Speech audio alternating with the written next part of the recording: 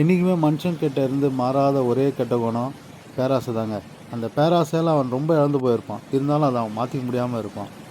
அந்த மாற்றிக்க முடியாத பேராசை குணத்தை வச்சு ஒருத்தன் எப்படி அடுத்தவங்களை ஏமாத்துறான், மக்கள் எப்படி ஏமாறுறாங்கன்னு ஒரு சின்ன கதை மூலியமாக சொல்கிறேன், கேளுங்க.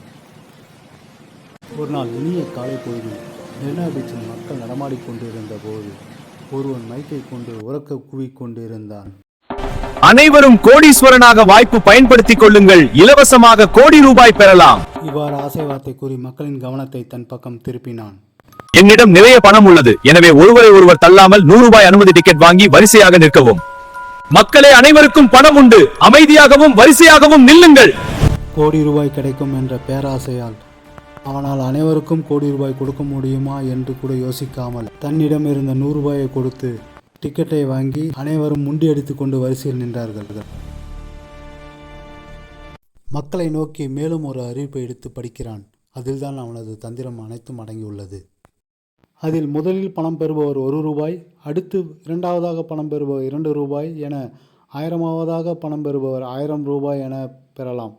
கோடியாக நிற்பவர் கோடி ரூபாய் பெறலாம். இவ்வாறு அறிவிப்பை படித்து முடித்தான்.